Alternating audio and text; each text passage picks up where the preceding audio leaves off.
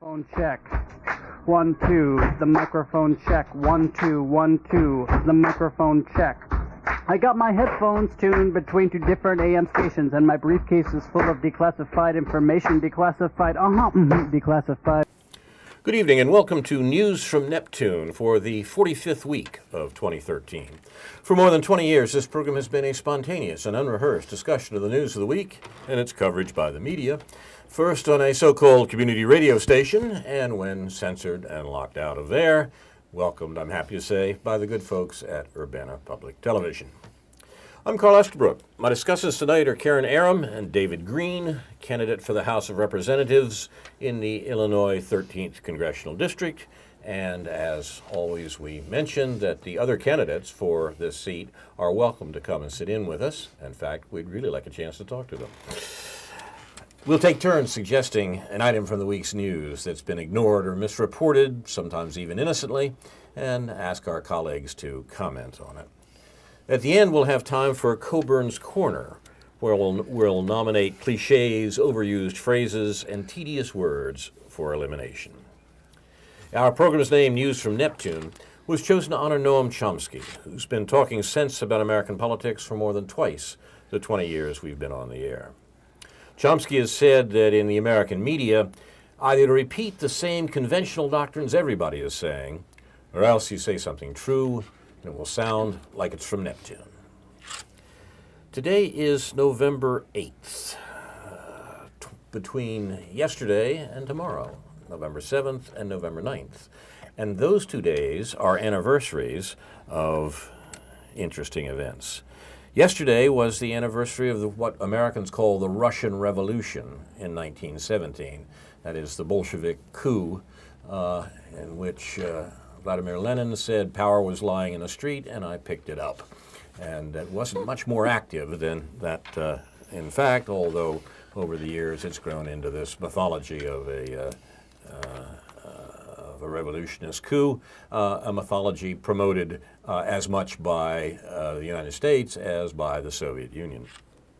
Tomorrow, November 9th, is the anniversary of Hitler's putsch in Munich in 1923. It's also the anniversary of Kristallnacht in 1938, and it's the anniversary of the fall of the Berlin Wall in 1989. 20 years ago, the German poet Günter Grass, noting this repetition of events on the 9th of November, wrote an interesting collection of poems, a sonnet cycle called Novemberland. And for your sins, in a few minutes, you will have to listen to me give a translation of one of Grass's poems. But we'll start with the Bolshevik Revolution in 1970, when the Bolsheviks, which means literally the big guys, Bolshevik was referred to a faction in a Russian political party, the majority people or the majority faction. They were in fact the minority, but they called themselves the majority. Advertising, remember, is the most important characteristic of 20th century revolutions. They advertised themselves as the big men, the numerous men, the majority men. The majority men carried out a revolution in Russia, overthrowing the provisional government and forming a new government that would eventually become the Union of Soviet Socialist Republics. Just 4 years before that, Tsar Nicholas II had celebrated a big anniversary too. His family, the Romanovs, had ruled Russia for 300 years. He ruled over 150 million people and an empire that covered 1/6 of the landmass of the planet, but the empire was struggling. In 1905, frustrated workers had gone on mass strike and forced Nicholas to agree to a series of reforms, most of which he didn't actually carry out. Then World War I devastated Russia. The government printed money to finance the war, inflation was sky high, the economy was in shambles. Russian casualties were the highest of any nation ever in a war.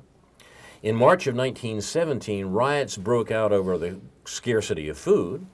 Nicholas was forced to abdicate. This is March now, 1917. This is not the October Revolution of the Bolsheviks.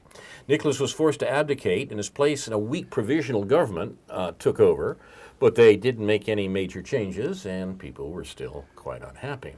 Meanwhile, the revolutionary leader Vladimir Lenin returned to Russia after a decade in exile. He'd been living in Switzerland, and he had to cross Germany to return to Russia. In fact, he was sent across Germany in a sealed railroad car by the German government, who was hoping he would make trouble for the Russian government. Lenin opposed Russia's involvement in World War I, and so the German authorities promoted his return in order to undercut the Russian war effort. Lenin rallied people with the slogan, "Peace, Land, and Bread," and gained popular support for his Bolshevik party on the basis of the emergency. Between February and September of 1917, the Bolshevik Party grew from 24,000 members to 200,000. The Bolsheviks planned an overthrow of the government for early November. There were many secret meetings between party leaders, and the first step for Lenin was to convince the majority of the Bolshevik Party that the time was right for an armed uprising. It was no easy task. One fellow revolutionary declared, quote, "The strategic plan proposed by Comrade Lenin is limping on all four legs," close quote. It was hardly a group of wild-eyed revolutionists. Eventually they agreed to proceed as conditions got worse and worse.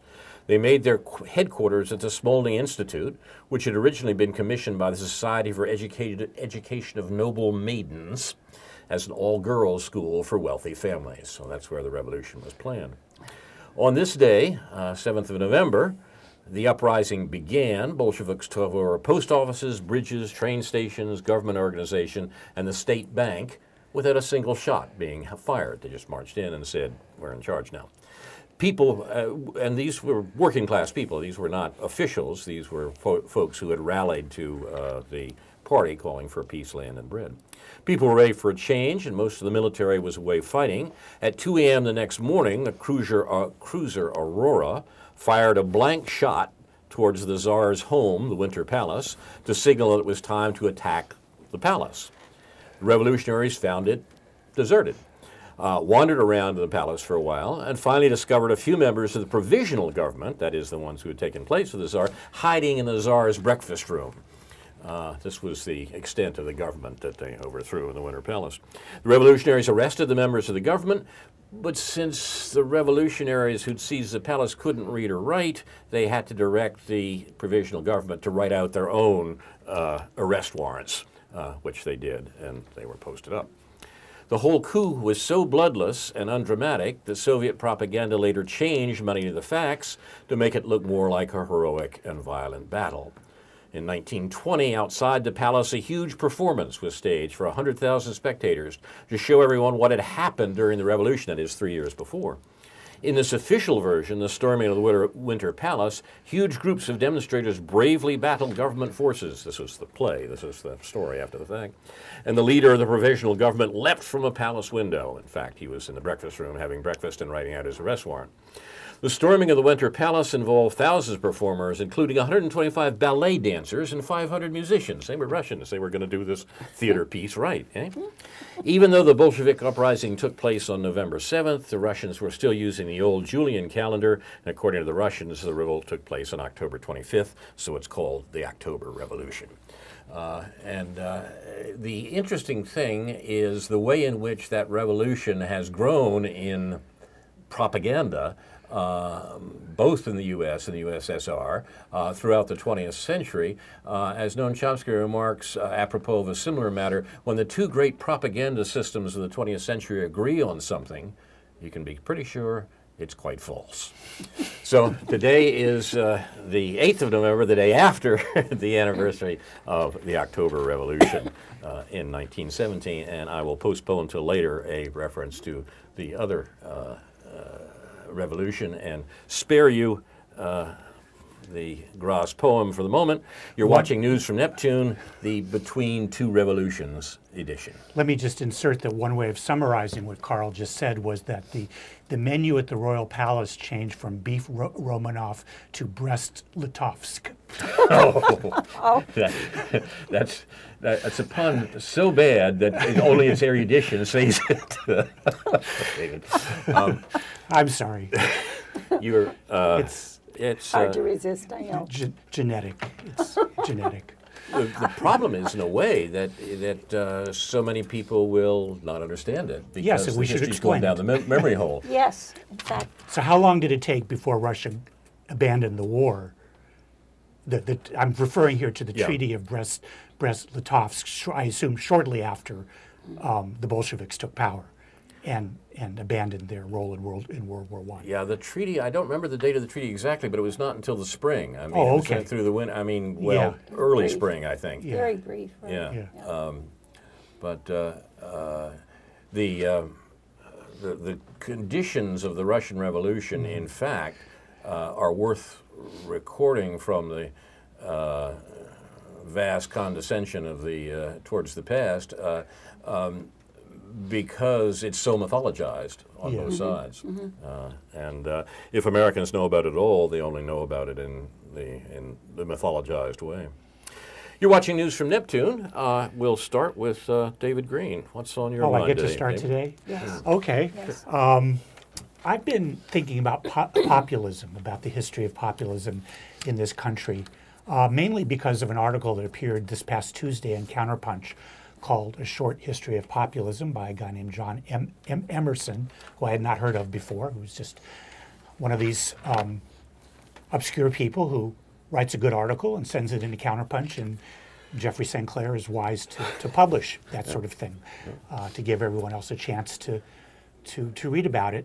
And I guess I just wanted to raise this topic today for whatever it's worth, in terms of understanding how the word is being used, how it has been used in the history of this country, what it is as a historical phenomenon from the 19th century, and how it relates to the sort of discourse that we have now and that we've had in this country for the last 50 years or so, since Richard Hofstadter, the famous historian, wrote a book called The Age of Reform, in which he denigrated the populist movement in this country in the late 1800s as being backwards and conspiratorial and anti-Semitic and all kinds of things that didn't really capture the nature of this movement and the context in which this movement took place, and sort of change the meaning of the way the word has been used ever since. Hofstadter himself was using the word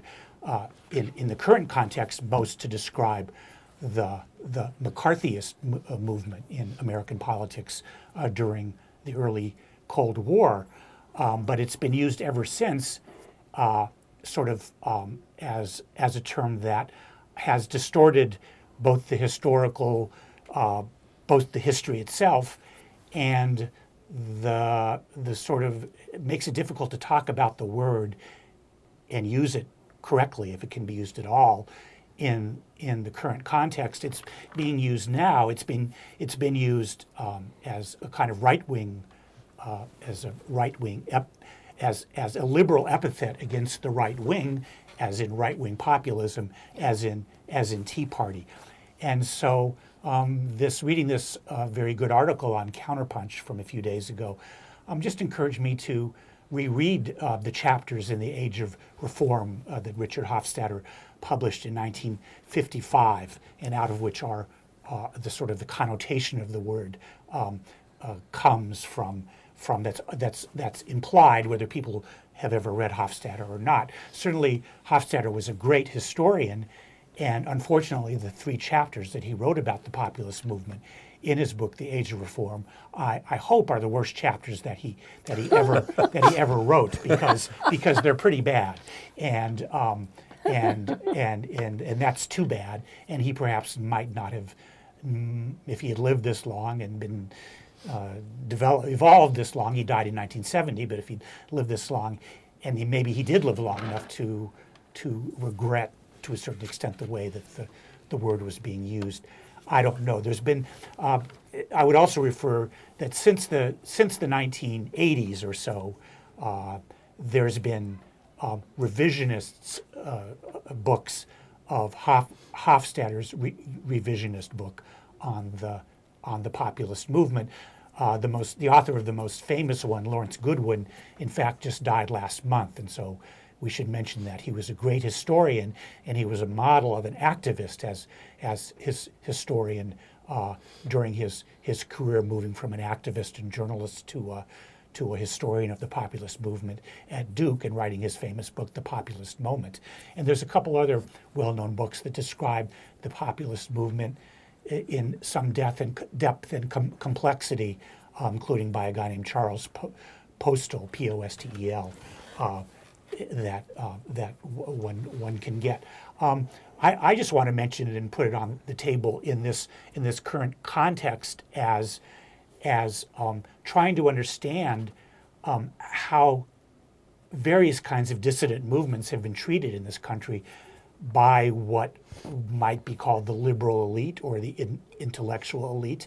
Populism has become a term that implies a kind of mass movement, even a mob movement, that engages in conspiracy theorizing and kind of lunatic ideas, that is reactionary in various ways on both the right and left, and not to be defensive about its application to leftist movements, which can be subject to this if they're seen as, say, the 9/11 Truth Movement and that kind of thing, if that has anything to do with leftist movements.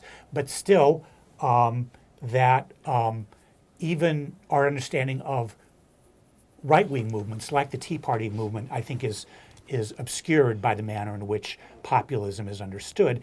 And it would be helpful if it would be better understood what the populist movement as an agricultural and labor movement in the 19th century really was. Not that it was necessarily a socialist movement or a leftist movement or a Marxist movement, but it was not an anti-modernist movement. It was a movement in which challenged the notion of modernism that was being evolved from Washington and from New York and from the banks and the robber barons of that era, and that transformed the agricultural regions of this country for the worse, and that this was a collective movement, very well organized and articulate, that had a different vision of what the future of the country might have been from that time. And I was just wondering what parallels we could begin to draw to better understand the way the word is being used now,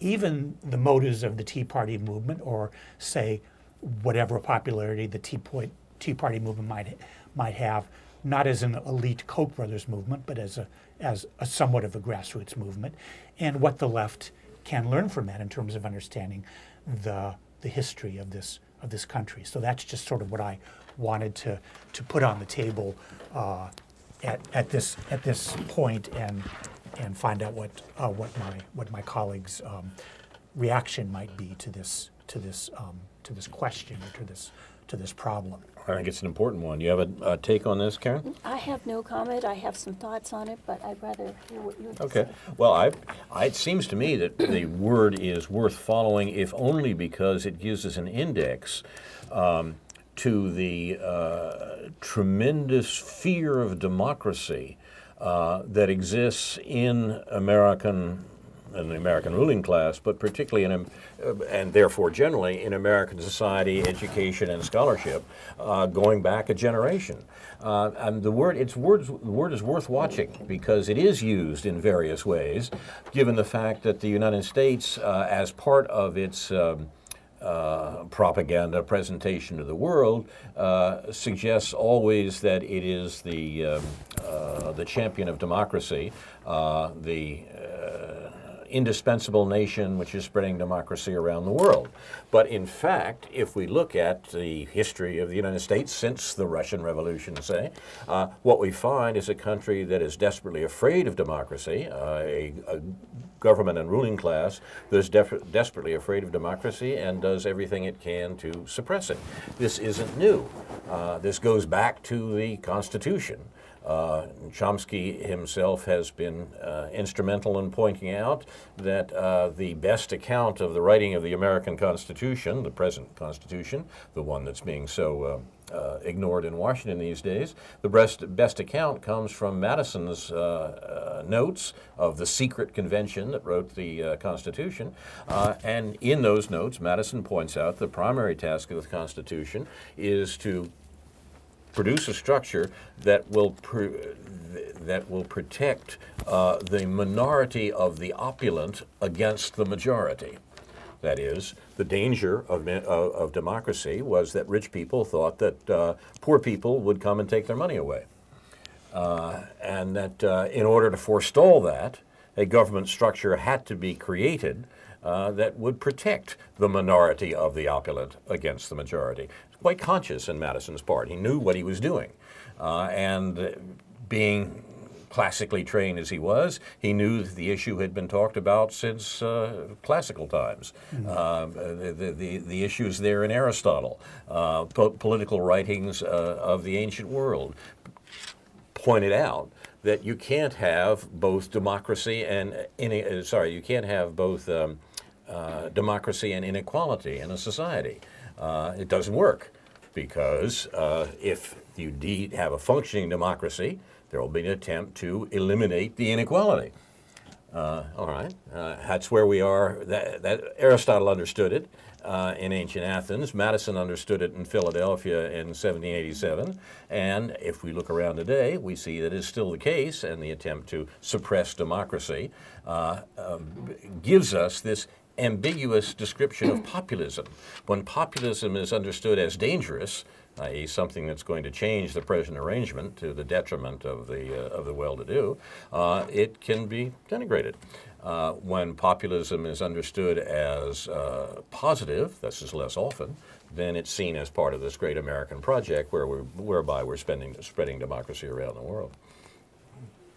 Well, my comment, again, much simpler, is I think of populism as the two American Wallaces. As what? The two American Wallaces. Wallaces. Right.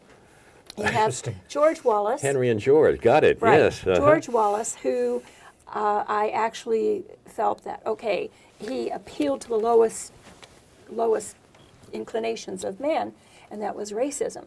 And I remember saying, oh my God, if he gets elected president, I'm leaving the country. I didn't know I would be leaving the country anyway very soon after. But he did not But it wasn't because of that. No, because he did not get elected. As we know, somebody shot him. Yeah. I wished him no ill will. In fact, I had people tell me that he really wasn't as bad as he appeared, but it was simply his representing his constituency. Well, that was bad to me. But then I also think of, and he was always referred to as a populist. Then I also think of Henry Wallace, who I've only recently been reading on. I'm no scholar. And I think he was referred to as a populist. But there may have been some great positives to his having been appointed that's not the word I want to use, had he gotten into power. I don't know. I do agree with you that I'm on the same page as you in that I don't think any one person, president or vice president, really changes anything because we've got this system going. But so anyway, when I was reading about him, I viewed with a positive flair, and I thought, well, so there is something. So the ambiguity there, I see what you're saying, and I find it very interesting that we need to look much closer at all of this. Yeah, I mean, you could bring in, going back to the populist era, there were racial issues involved in the populist movement, and the argument that the argument that Hofstadter had made was that the populist movement floundered because they couldn't move across the racial divide of the late 1800s in terms of farmers and working men, and that's a more complicated story. There were certainly efforts made to do that.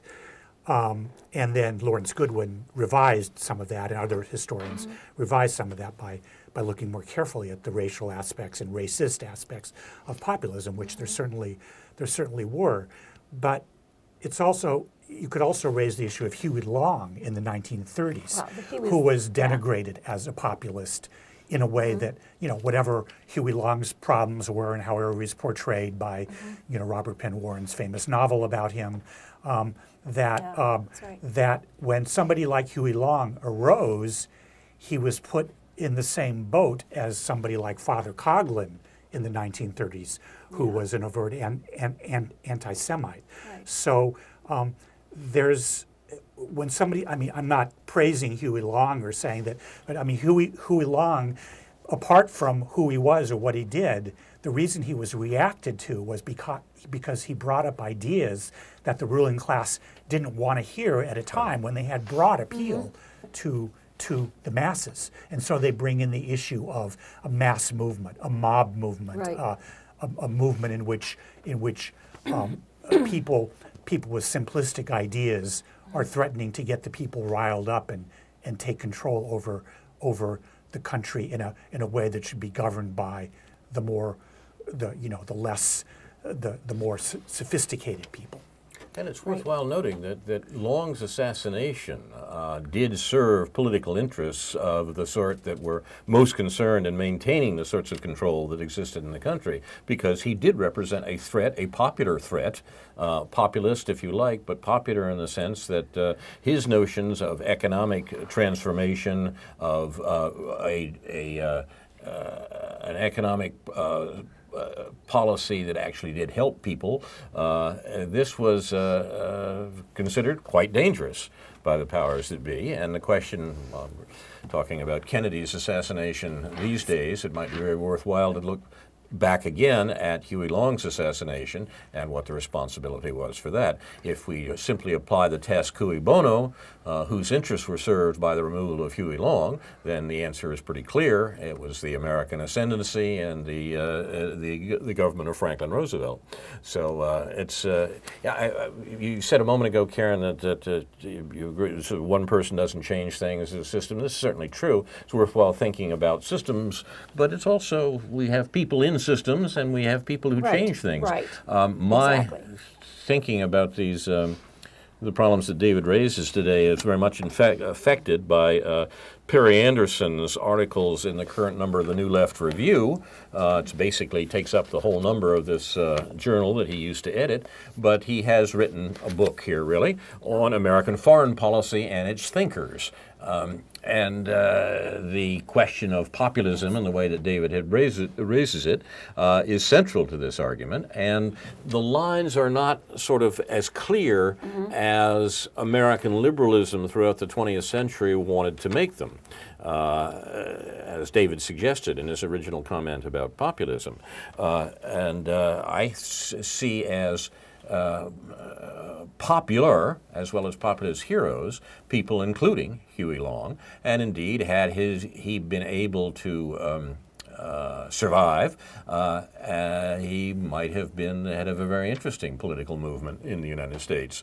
The attempt to say that no, we have here a homegrown Hitler, a Louisiana Mussolini, or something of that sort, is probably that's the establishment view after the fact. The reality was much more complex, much more complicated, I think, than that.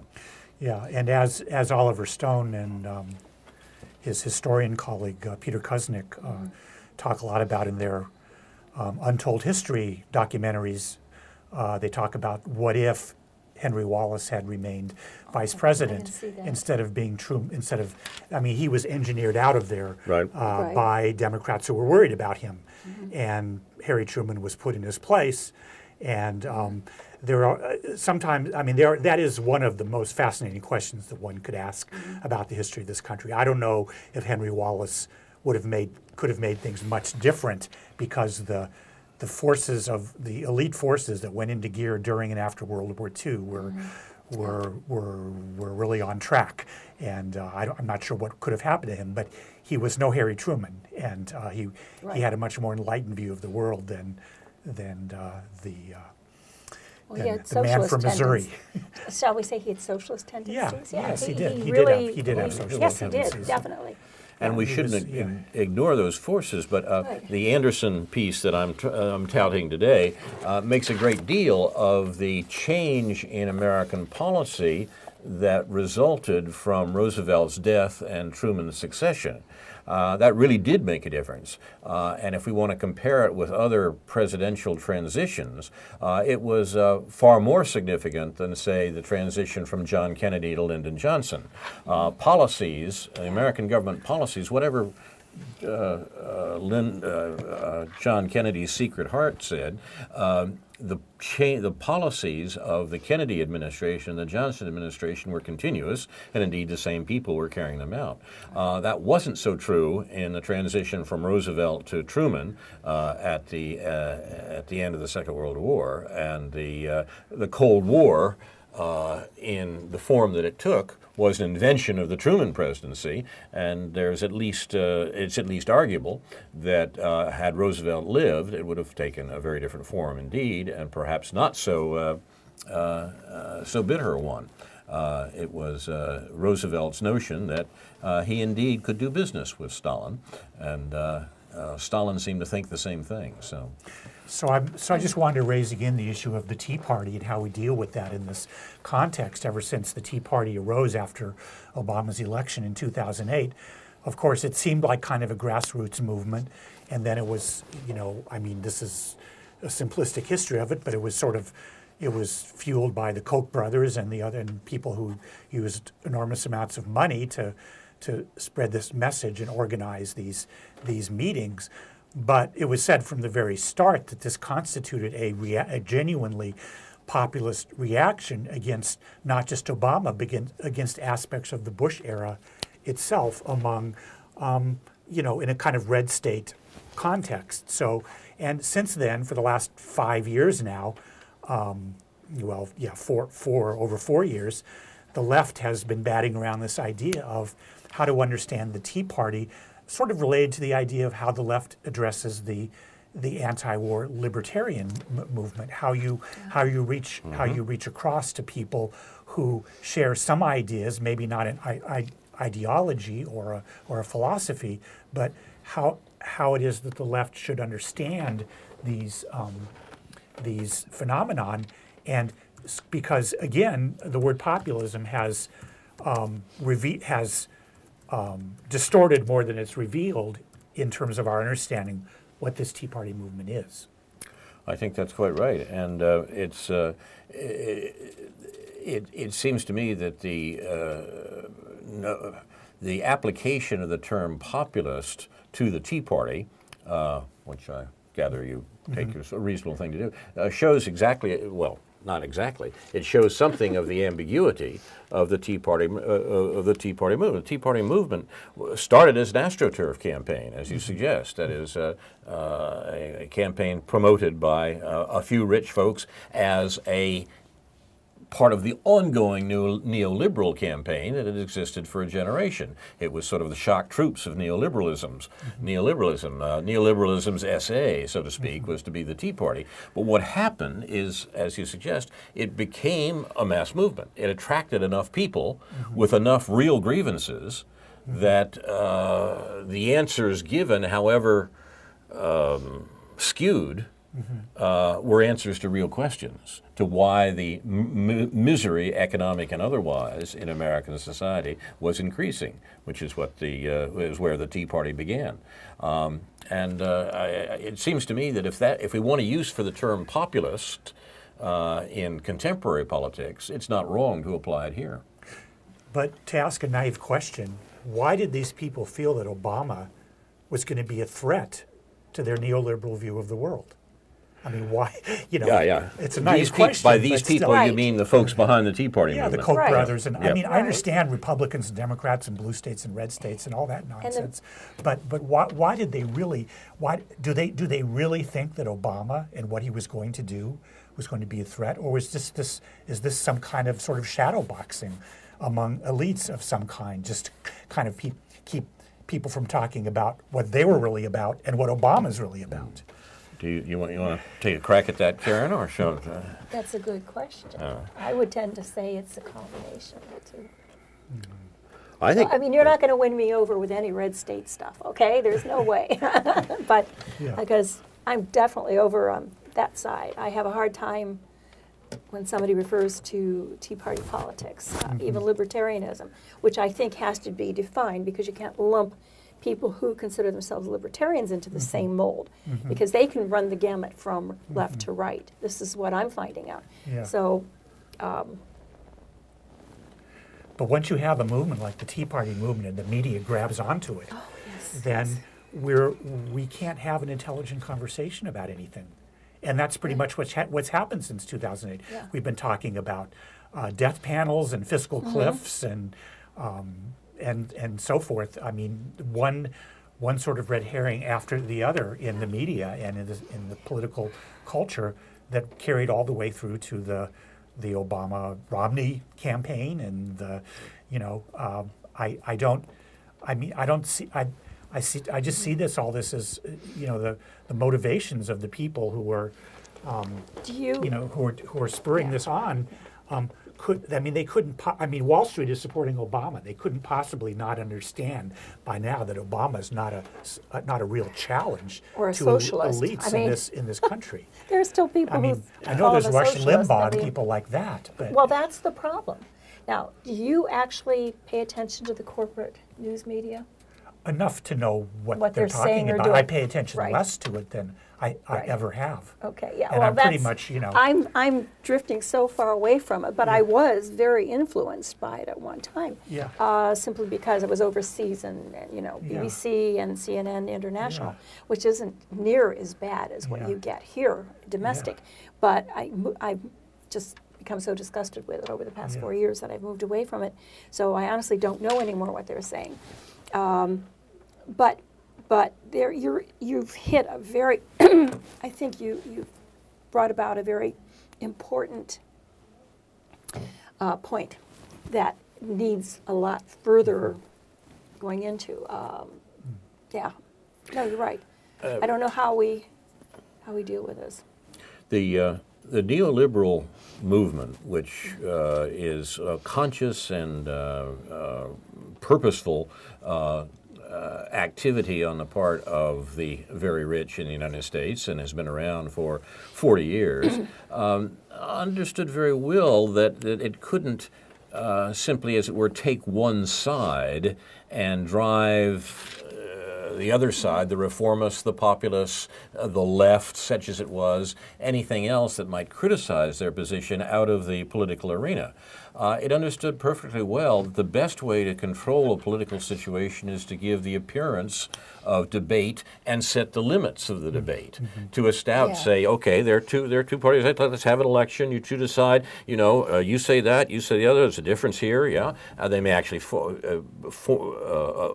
favor one rather than the other. But the whole thing is, it has to be kept within bounds. It has to be kept within bounds that finally serve wealth and power as it's presently constituted in the United States. If you go and look at what people actually want in American society, everything from health care to free education and the sorts of things that some candidates occasionally talk about. If you look at that, if you look at the poll results and see what people, you get a list of things here, and you suddenly realize that neither party is proposing those. They're proposing at best a seriously weakened version of that, or an opposition to it. And so the game can go on for the longest time. You can have Obamas and Romneys arguing with one another, even though you know that in office, Romney would follow essentially the same policies as Obama is on the war, and you know that Obama in office is following the same economic policies Romney would. Indeed, in the particular case of Obamacare, we know that it was put together when Romney was governor of Massachusetts, and it was Romney Care. So, I mean, the policies are the same, but there's the illusion of debate and argument and so forth. What happens when people slip out of the limits of allowable debate, we have to find some way to bring it back in, and therefore we say, oh, well, that's populism, that's getting out of hand. Those are those mad Tea Party people, and of course we can't really have them part of the discussion. Or we can say, Ron Paul is saying bring all the troops home, but of course that's not reasonable. That's isolationist. We can't have any of that. And by the way, Ron Paul is a racist. So it's a handy way of handling all these things, and let the game, the apparent struggle of two political positions continue, because it doesn't make any difference to wealth and power which one of those positions, which one of those parties emerge as on top, because their positions are finally the same. Yeah, and it doesn't. They kind of need to to be even-handed about it. There sort of needs to be a populist left, even though there isn't much of a populist left. But whatever they can grab onto, they will.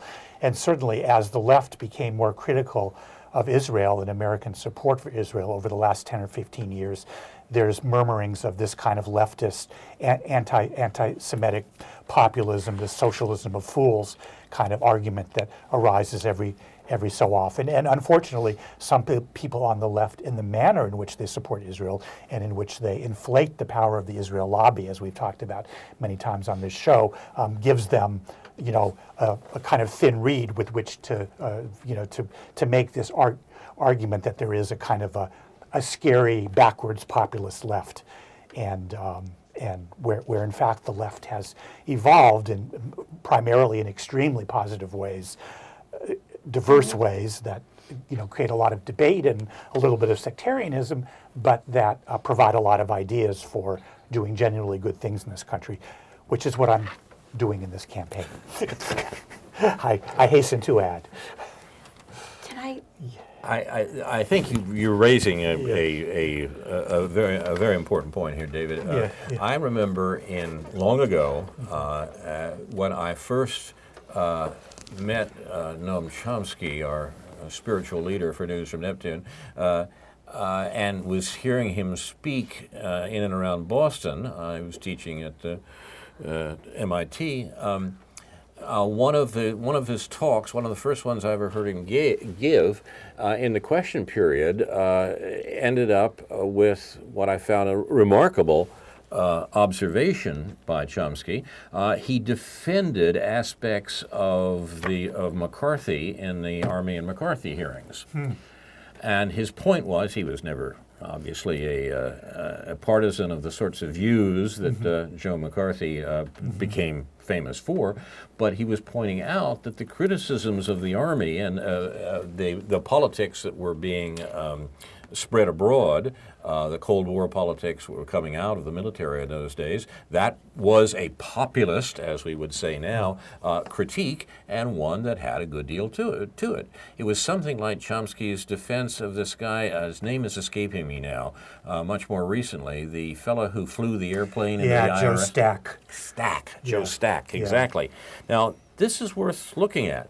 This fellow, Joe Stack, actually crashed an airplane into an IRS facility in Philadelphia, wasn't it? No, it was down in Texas somewhere. Texas Oh, okay. yes. Why did I think? Well, just I think of Philadelphia and the Mint. I guess, but I don't know. That's where I In used any to case, submit my taxes to, so maybe that's why. well, maybe so, but Stack wrote a statement about what he was doing, and without in any way approving of what he had done, Chomsky has pointed out the seriousness of this mad Tea Partier, Joe Stack, and in what he actually says in that statement. And in that sense, we're repristinating American politics against the kabuki theater that takes over when you have two neoliberal parties that try to establish differences with a micrometer. And,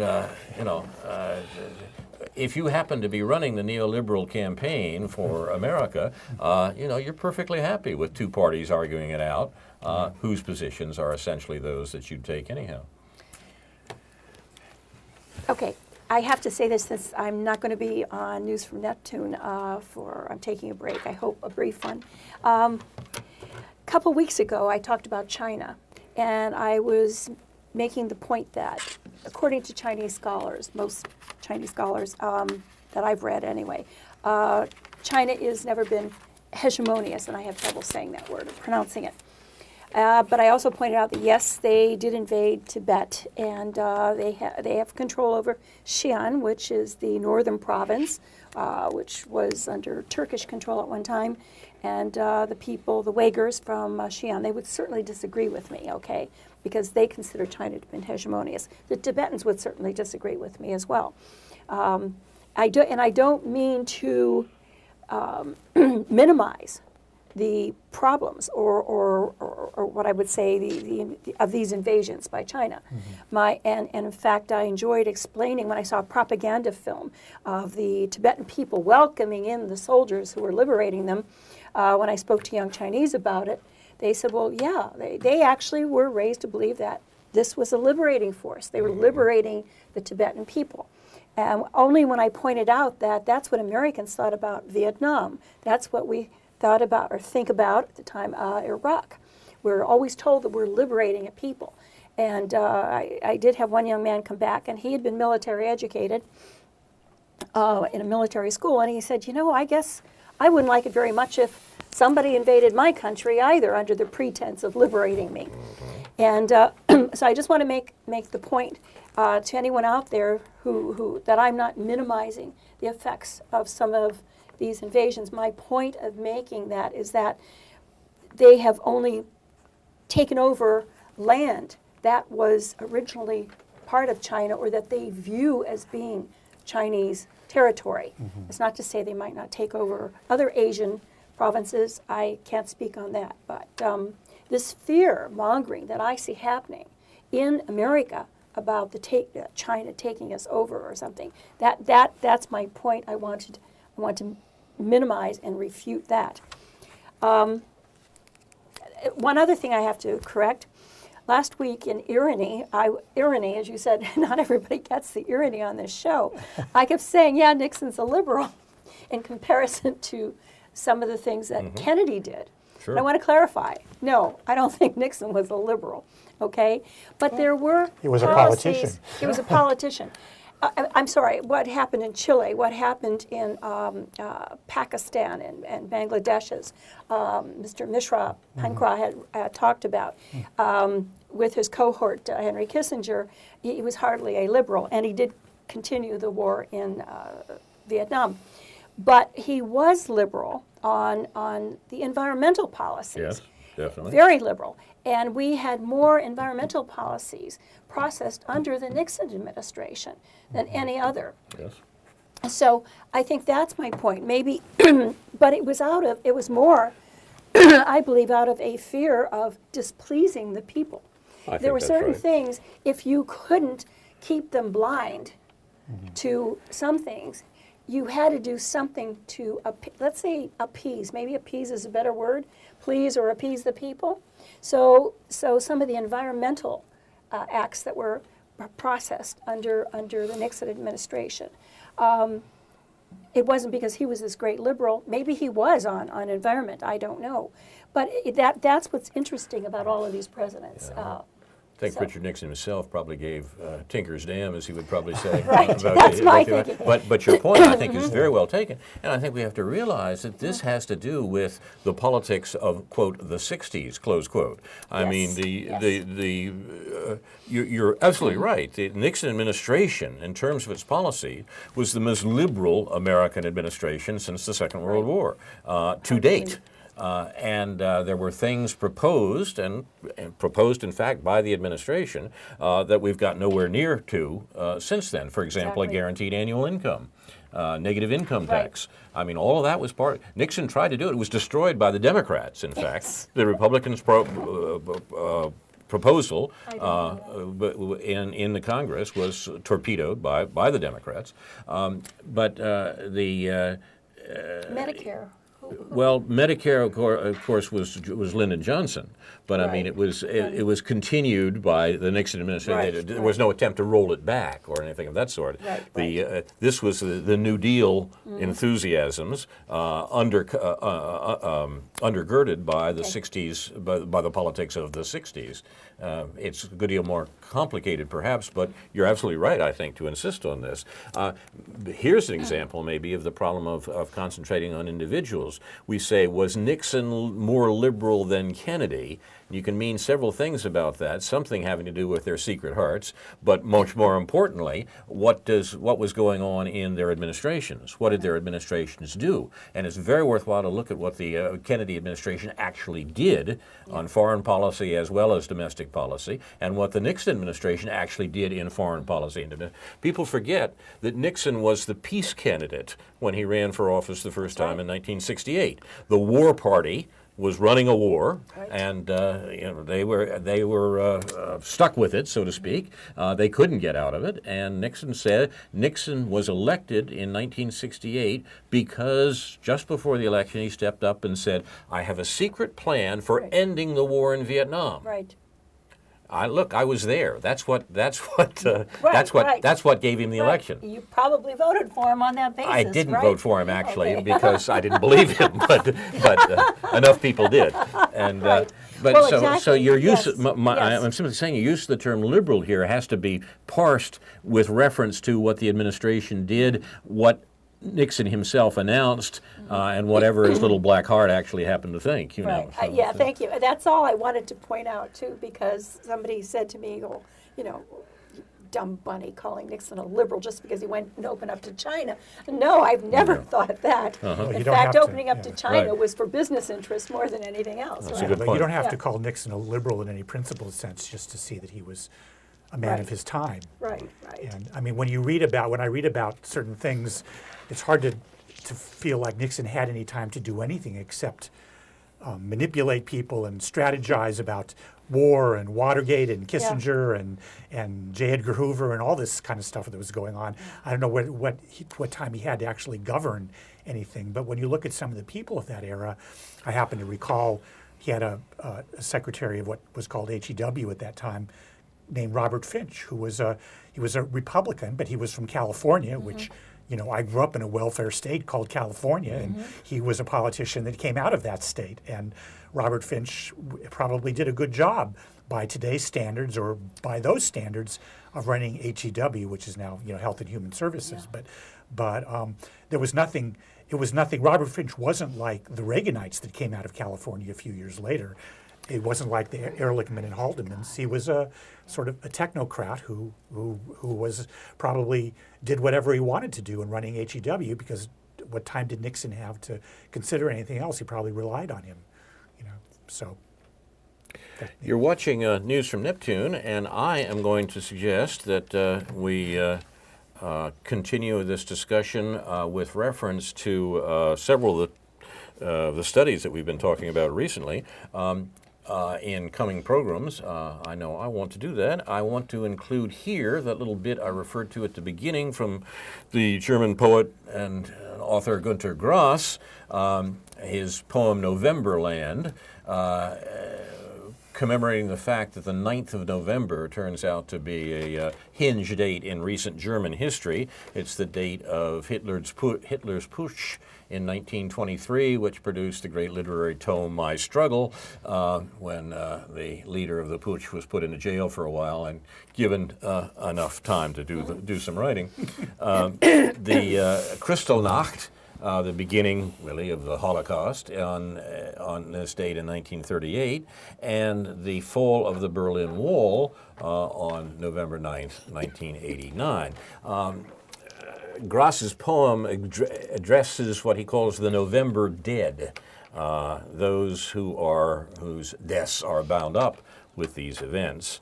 And the last stanza of the poem is really a sonnet in form, but the last stanza, and I have to admit that this is my own translation, so it may be pretty far from what Günter Grass actually said, but the last stanza of the poem goes, "November dead, let it rest.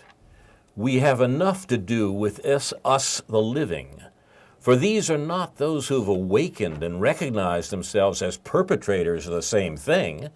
Neither written off nor tax-free is the profit from the debt for which I am responsible."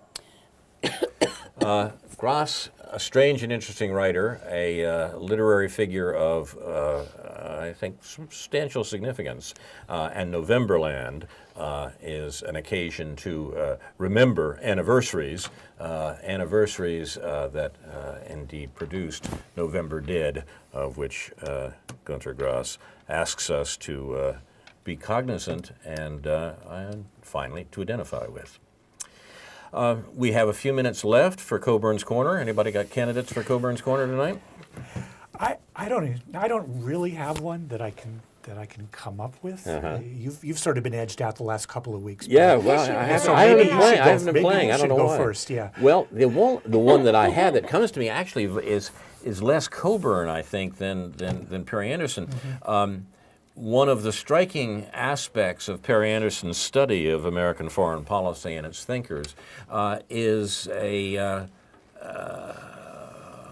recollection, an invocation, in fact, of the rise of the word security as a central issue in American foreign policy. Domestic policy as well. They're bound up together. But it refers to a point that Chomsky makes frequently, that American politics, or indeed the American populace, is haunted by fear, and that fear is the most useful tool in constructing the mass mind of politics in America. The fear of everything from native insurrections to slave rebellions haunts the foundation of the United States of America. Any society founded on two of the greatest crimes in world history, the destruction of the Native Americans and the enslavement of the Native Africans, has probably some reason to be fearful if there's any justice in this world. But in that fear can certainly be manipulated, and has been. Anderson describes how the argument between isolationism and internationalism, as it was called, before and after the Second World War, was transmogrified immediately after the Second World War in terms of the Cold War, constructed by the American government, to be a concern with security. And the National Security Act of 1948, which founded the CIA and that established the national security state as being the way in which both domestic but also foreign policy was talked about, runs straight through to the present administration and the Obama administration's vastly unconstitutional activities in support of security. That is, securing the American populace against the threat of terrorism. So security is my word of the day. Yeah, and, well, certainly the word isolationism sort of invokes some of the problems that populism invokes in terms of the manner which it's used in a kind of jaundiced way and an ahistorical way in terms of understanding what isolationism really meant in the 1930s. So I'm finishing up Alexander Coburn's book, A Colossal Wreck, and I did notice towards the end, I'm sad to finish this book up because I think it's like kind of saying goodbye to him. Right. But since it's the last writings he wrote, but he did use when he started doing his guillotine feature in his weekly column, he did a couple of years ago use the term that I came up with on the show a couple of weeks ago, reach out. So somebody was already on to the notion of people being reached out to in our culture. So it only surfaced in this part of the country, in my experience, rather recently. So that's what the end towards the end of this book is where he gets into some of these language issues that he was dealing with towards the end of his life. I think we're running out of time. You've been watching News from Neptune for the 45th week of 2013. This has been the Between Revolutions edition. Our program is named in honor of Noam Chomsky. If our program interested you, you might want to look for similar programs here at Urbana Public Television, now not only on cable, but streaming online at urbanapublictelevision.org. I'm Carl Estabrook. My discussants tonight on News from Neptune have been Karen Aram, and if Karen's taking a hiatus, why, Godspeed. We'll see you again, I hope. And yeah, we better see you again. Yeah, that's right. I hope, yeah, so we can continue some of this. I can be reached at carl@newsfromneptune.com and on our Facebook page. I'm happy to receive your comments. Our thanks to UPTV, especially Jake, Jason, and Caleb. Inshallah, we'll be back next week with a new edition of News from Neptune to remind you, in the words of Edward de Vere, words which I think, by the way, are paralleled by the Gras poem that I read a moment ago. What's past is prologue. What to come in yours and my discharge. In the meantime, confusion to our enemies, and a good night to you.